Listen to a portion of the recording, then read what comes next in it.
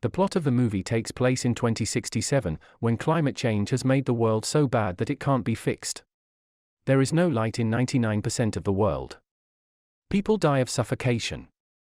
There are no more plants left. Since there are no longer any plants, the amount of oxygen in the air has dropped by a lot. To stay alive, people have to buy fake air. Only one city in Australia has made it through these conditions, and that is because of a company called the Chronicorp business that makes manufactured oxygen. But over time, the sickness, a disease caused by artificial air, kills people. We only have a few years left before we all die out. Ethan White lives in the city in Australia. He and his friend Jude both work for the Chronicorp company as workers. The company is also working day and night to find a fix for the sickness and a way to save the world. Xanth, Ethan's wife, also has the illness. Ethan works hard all day and night to make money and buy her better air. The Chronicorp CTO of Particle Research, Regina Jackson, calls Ethan and Jude to her office one day while they are working in the tunnel. There, she introduces herself to the two men and tells them that if things don't change, everyone will die in a few years. She then tells everyone that Ethan is the only person who can save everyone and help everyone. Ethan isn't sure what to think and doesn't believe her. But Regina makes him come to the lab. There are big machines in the lab. Billy Mitchell, the lab doctor, introduces himself to Ethan and takes a quick look at the device on Ethan's wrist. Then, they tell him that Dr. Richard White, Ethan's father, started this project 20 years ago. The machine in front of them is called the Chronicle, and it is a time machine. In the first test ever done with the machine, they had to send radio waves into it to see what was on the other side. They used it to find out that there would be enough plants on Earth 407 years later, in 2474, to keep enough oxygen in the air and keep people alive. People start to think that if humanity is still around in a few hundred years, it is likely that they will have solved all the problems that plagued their world. But a strange thing happened there that stumped the scientists. The waves they sent out had changed shape and come back. When they figured out how to decode it, they learned that someone from the future had sent them a message that said, "Send Ethan White." Now, Regina and the rest of the team want to send Ethan back in time to get the fix. Ethan can't believe it. He doesn't believe them, and he thinks Regina is just trying to trick him. He also doesn't want to leave his sick wife and go into the future. So, he says he won't help. Later, Ethan and Jude buy crisp air from a diner. Jude tries to convince Ethan to go through with the plan and help save humanity. But Ethan laughs at him and tells him that he doesn't want to be like his dad. Ethan doesn't like his father because he was never there for him. 20 years ago, his father left home and hasn't been seen since. When he was a child, his mother was killed. He thinks it's wrong that he left his mother to finish the job, and he doesn't want to do the same thing by leaving his sick wife. But Jude convinces him by telling him that the only way to save his wife is to find a fix. Ethan thinks back to when he was 8 years old and his father gave him a strange box for his birthday. As soon as he puts his hands in the box, a gadget grabs his wrist and starts to bleed him. Richard had put a device on his son's hand that would stay there. Even though it's been a long time, Ethan still doesn't know what it's for. Ethan tells Xanth everything that happened during the day when he gets home, and she also tells him to leave. The next morning, Ethan writes on a brass flower, "I will find my way back to you," and leaves it next to Xanth. Then, he goes back to Regina's office and tells her that if he can only find one cure, they'll have to give it to Xanth first. Regina says yes, and then she takes him back to the lab. Dr. Mitchell shows him the suit he needs to wear before getting into the machine. As they start to tell Ethan about the task, he sees that they don't have a plan. They don't know what he'll see or who he'll meet on the other side. But after they put him in the suit, they give him a machine called Archie that uses artificial intelligence. Archie will always tell the lab about Ethan's health. It will also help him figure out where he is. Then, at last, they put him in the machine. Inside, Ethan goes through time very quickly. He falls out of the sky and lands in a bush he has never seen before. His suit starts to burn because of the friction from the air, so he quickly gets out of it. Then he looks around and is amazed by how beautiful everything is. He finds out that everything has changed. The trees and air from nature have returned. He goes in the way Archie tells him to go and sees what looks like a bunker door. But a skeleton right in front of the door is what draws his attention. There is a bullet hole in its head. He also looks at the name tag and is shocked to see that it has his name on it. Ethan also finds and plays the last recording on the skeleton's Archie. He hears a man say that this is the only way, so he shoots Ethan. Just then, the power goes out on the thing. He is scared because he thinks this is what will happen to him. Then he sees the device on the skeleton's wrist. It is the same as Ethan's, except that the skeleton's light is green and Ethan's has always been red. He starts a fire and eats wild berries that night.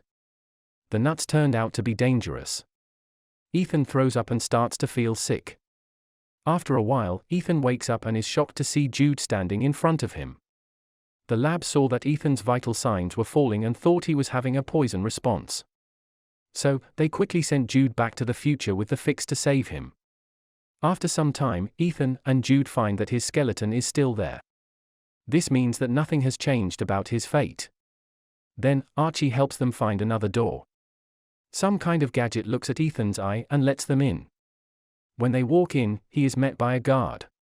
It asks for a piece of his DNA. When he agrees, the device on his wrist starts to work and makes him bleed. It turns green after the blood test. When the lights come on, they understand they are in Chronicorp's lab from 407 years ago. They can also see the time machine in front of them. Jude is happy that they now have a way to go back in time, but Ethan doesn't think so. He says that they haven't changed anything and that Jude will die, just like the dead Ethan. Ethan checks the system log and finds a holographic video made by his father. In it, his father says that the time machine was made to collect data about the amount of air on the future planet and send it back to the past. But when his dad turned on the time machine for the first time, he got a message asking him to send his son to the future. Even though he didn't want to, he went ahead and did a DNA test here for Ethan. Soon, Ethan and Jude understand that the time machine won't be able to take them back because its battery is almost dead, after 407 years. Worse yet, when the lab is turned on, it causes a problem in its nuclear power core that could lead to a nuclear explosion in just 4 hours. This means they need to fix the time machine and go back in time before the explosion. They don't have much time left, so they need to move quickly. Outside, they are shocked to see a broken-down city covered in green plants but empty of people. This shows that the Earth starts to heal itself after humans disappear. Skeletons of people are all over the place. When Ethan goes to his wife's house, he finds her bones, which makes him feel hopeless. Jude tries to get him to go back to the past because there doesn't seem to be a fix for the sickness in the future. But what Jude says makes Ethan wonder.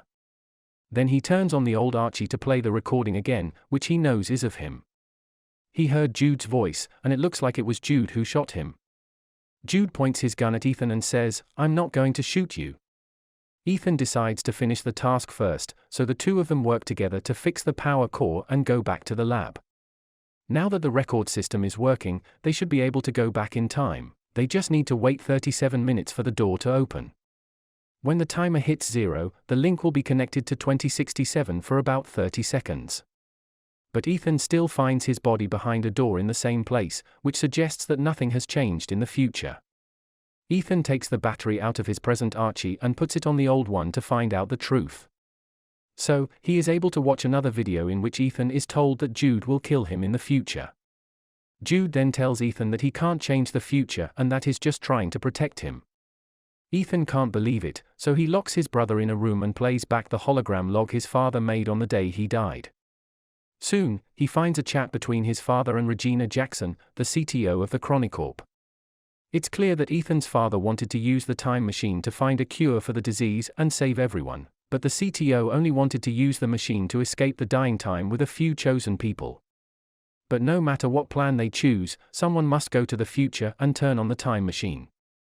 To send live things safely through time, the time machine needs to be working on both ends. His father locks the time machine and uses Ethan's DNA as the proof key to stop the CTO from carrying out her plan. The CTO killed him right away because he was angry about what Ethan's father had just done. She then tells Jude to kill Ethan's mother and be his guardian so that one day they can use Ethan's wristband to get into the future. Ethan can't believe it. He thought the man was his brother, but it turned out that he killed his mother and is about to kill him too. He also learns that he had the wrong idea about his father, who didn't leave the family on purpose. Ethan tries to turn off the time machine because he knows that Regina wants to bring a few people into the future. Jude runs to stop Ethan and tells him that he's been sent here by the CTO to make sure that Ethan is sent back in time to fix the power failure. Once Ethan turns on the time machine, he should kill Ethan. But Jude has grown very close to Ethan emotionally over the years. He feels bad because he caused his brother-like friend to be in that state. So, instead of shooting Ethan, he kills himself by shooting himself. Ethan is angry and sad, but he is determined to do what his dying father asked of him, find the cure and save the dying people. He looks at the screen and sees the first message his father ever sent. He figures out that he was the one who sent the message, "Send Ethan White." So, he codes the message again and sends it, along with a lot of other stuff, to the past. In the lab of the year 2067, the CTO and a small group of special people are excitedly waiting for the time machine to be turned on. To their surprise, though, the time machine sends back hundreds of dead plants and a recording of Ethan's father's death. Soon after that, Ethan breaks the time machine, which makes the CTO's plan fall apart. In the end, the murder leads to the CTO being caught. The plants that were sent back to 2067 are grown there to help bring the world back to life. Ethan also sends a flower to his wife, who knows why he chose that one. Even though Ethan has to stay alone in the future, he lays Jude to rest and forgives him. A butterfly catches his eye and takes him back to the same entry, where he is happy to see that his future self's body is no longer there. He runs to look outside and is pleased to see a futuristic, eco-friendly city instead of the empty one he saw before. His choice had changed the way people would live in the future. Share your thoughts in the comments, give us a like and subscribe to the channel. See you in the next videos.